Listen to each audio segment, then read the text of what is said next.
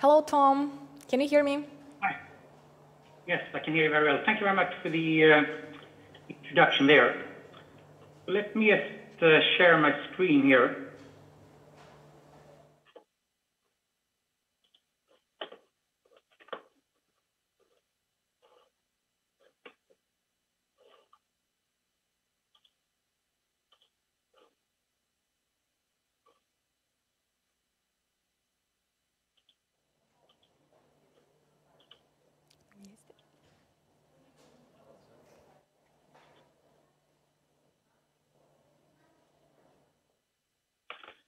Here we go, finally. Now, first of all, I want to thank you guys from Fintech Moldova for inviting me to this event, and also the Swedish Embassy. My name is Tom Holgersson, and I'm the CEO of Findec. So I just give you like a short introduction to Findec and sort of what's our mission. So Findec is the Swedish fintech hub for fintech, also including RegTech and InsurTech. Our mission is to boost the fintech ecosystem by sharing knowledge, using our network, and also to collaborate with different stakeholders. It's a private initiative and it was set up back in 2019. We could see that there was quite a big room for improvement in the Swedish fintech space. Even though we have a lot of, very successful fintechs, there is so much more to do. Today there are around 400, depending on how we count, 400 Swedish fintechs operational. So why do we need a fintech ecosystem? First of all, we see there has been very poor collaboration between established financial institutions, startups, and the regulators. By sort of like helping and boosting that kind of environment, we could see we could create a lot more companies and a lot more unicorns. So that's sort of one of the big reasons behind the setup. We want to create more business opportunities in Sweden and also to create more cross-innovation. Cross-innovation in the meaning that we can find solutions that banking and telecom could combine their knowledge in creating something completely new.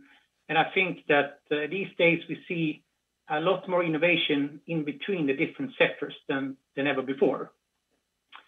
A few other key drivers is that we want to get more business intelligence by collaborating with different stakeholders in Sweden and also in overseas markets. Because usually the entrepreneurs in Sweden, they only know a lot about Sweden and maybe the Nordic countries, but there's so much going on outside of our home market.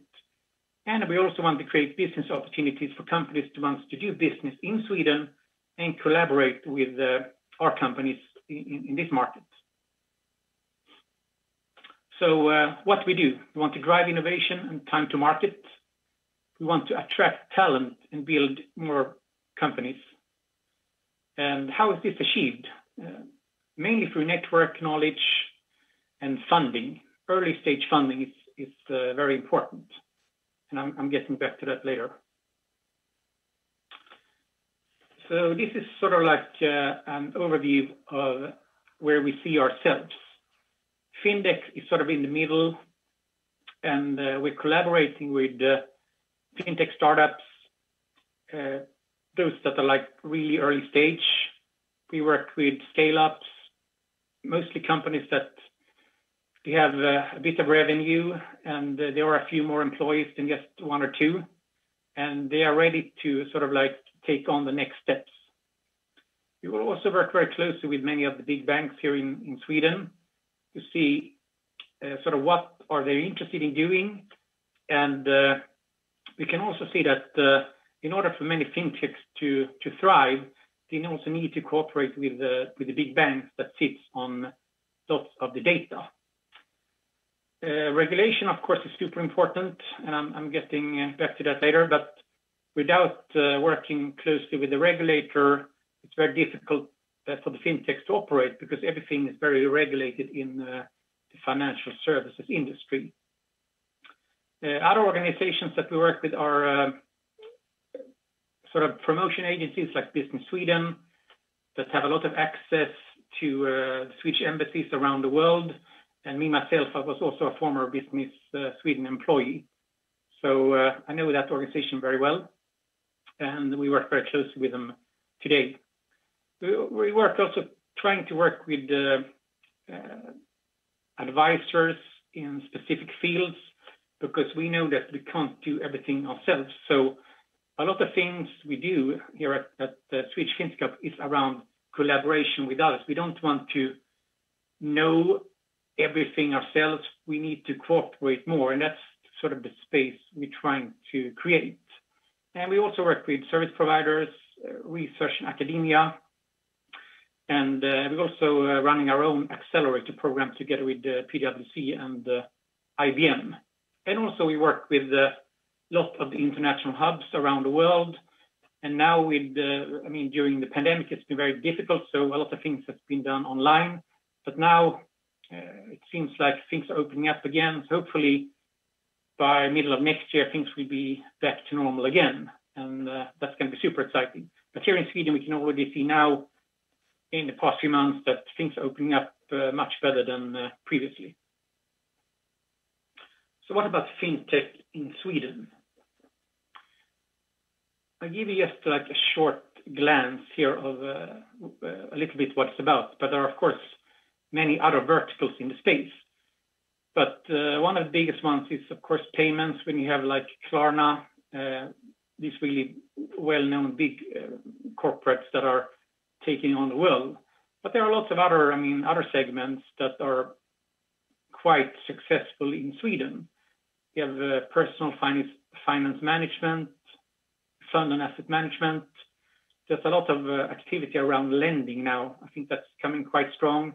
You have crowdfunding, crypto, everything that's around data analytics, regtech, cybersecurity, insurtech, and accounting. So I think depending on where you're from and sort of where you're based, usually it's a big focus on one or just a few of these verticals. And that's sort of like what I think should be focused on. What you can do really well and not to do everything. Here is just a slide of some of the Swedish recent unicorns. Most people in the fintech space probably know about Klarna and iZettle that was acquired by PayPal. You've probably heard about Tink, and in the music industry, Spotify is one of the biggest. But there are a lot of other ones, smaller ones that might not be that well known sort of outside of Sweden, but all these companies here are billion-dollar companies. And there are a lot more coming as well.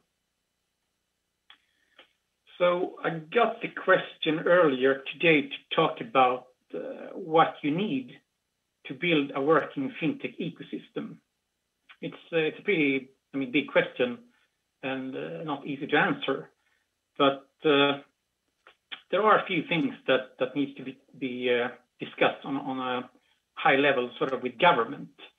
It's sort of the policy around fintech. So what does that mean? It's sort of like discussing the playing field for being a fintech or financial services company. If regulation is pretty clear around it, it means that there will be more players in the financial space. And usually that leads to increased competition and lower prices for us consumers in the end. And there also need to be more promotion and encouragement around, I would say, the whole fintech sector, because this leads to creation of new jobs and also to a lot of new innovations. And looking at sort of the regulatory space, new technology and its applications are sort of like changing rules and their regulations, because they are usually not up to date, because the fintechs are moving so extremely quickly. So that's why you need to have a policy that is really up to date of what's going on. That's super important. Looking at the Swedish fintech scene, there was an analysis made by the Agency of Growth and Policy Analysis just recently, and they were looking at the strengths and the weaknesses of how fintech works in Sweden.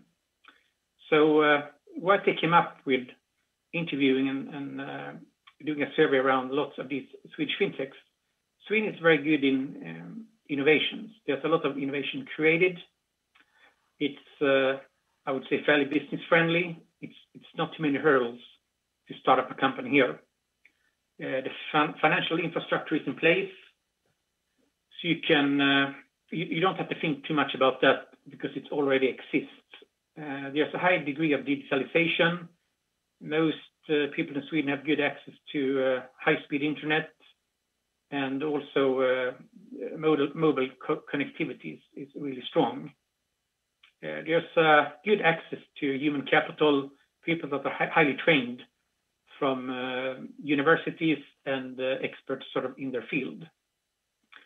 There's also a lot of state-funded research and development going into different kind of ideas and products that sort of could be potentially important for Sweden as a whole. So that's sort of the strong points. The weaknesses would be it takes time to bring a great innovation to the market, and that's where we also see, as ourselves being a fintech hub, a good reason to sort of boost that time to market. Another, downside in Sweden is like the market is really small. There's only 10 million people living in Sweden, so that's why it's important quite early that if you run a business, you really have to think big from the start. Where can you sell this solution? Not only in Sweden, you have to think Nordics, Europe, the world. And I think that's important to have that kind of mindset. So you're not only developing something for your own market. Another weakness is that it's very difficult to get private funding. But that, getting funding at an early stage. Once you're sort of like a scale-up or a bigger company, it's quite easy to attract funding from, around the world. But what we see, and also what the government sees in their survey, that a lot of startups need funding in the first 1 year, 1 or 2 years. It's important for them to sort of be sustainable and to be able to scale. So we see that's a big hurdle that needs to be solved in order to create more businesses. And also what we need to look at is sort of like the quality of innovations. What kind of problems are these entrepreneurs start solving? Is it a real problem, or is it just something that is just good to have? So building an ecosystem takes time because there are so many stakeholders involved. But one great idea is to sort of create a platform where you can connect and gather information from all the fintechs in Moldova. It doesn't only have to necessarily be only fintechs. It could be a lot of other companies as well. But you need a platform where everybody can access the information easily. And I'll get back to that later, exactly what I mean. You need to gather and cooperate with relevant organizations in country. You need to develop a strong value proposition and define the purpose of the ecosystem, what you want to achieve. Be clear and transparent of what you can offer, both to the local market and also on an international level. Think big, but start small. Recently, this ecosystem database was launched in Sweden just like 2 weeks ago. And on this database, you can find a lot of that kind of information. What kind of founders is it? Which stage of the business is going? What kind of funding have these companies received? What kind of investors? What kind of accelerators out there and incubators? and everything you can find in just one place. So it's even great if you're a foreign investor, you want to know about Sweden, you go to this database. So this is a big step, I think, for Sweden, and it's been discussed under a very long time. But I'm really glad that it's finally coming together really well by different Swedish organizations and agencies has developed this. It's amazing. If you want to find out more about the tech ecosystems, you can go to this, and it's free of charge as well. And also, I mean, hub. How do you build a startup hub? You have to find a few verticals and focus on that and do it really well, and then things will come to you. Cooperate with experts in the financial industry that you know, could be local in your country or could be outside, because the financial industry is quite broad. So if you have something, a problem that you need to solve, I'm sure someone else outside of your own country probably solve it, but you just don't know it. That's why you need to cooperate with lots of other hubs and experts. Find ways of working with relevant organizations and with successful entrepreneurs, so they can tell the story and sort of like generate that knowledge to the next entrepreneur, and it spreads quite quickly. But you need to be really doing this hands-on. It's not going to solve itself. There has to be people who are active in the field doing this. Build an international community, as I mentioned, super important. And try not to run, I've seen this many times, not too many of these large events. Focus on a few big events every year, because it will take a lot of your time if you're a small hub and from a small country like, for example, like Sweden. And this was a survey with our fintechs in Sweden. And what was the most important thing that they wanted? These are the answers. Better early stage advice that would be free of charge, because if you're a startup, you don't have money to talk to expensive consultants or law firms.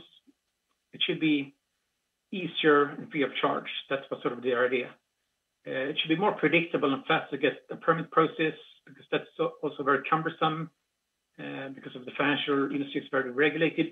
The regulator should be more commissioned to promote innovation, not only to give advice around rules and regulation.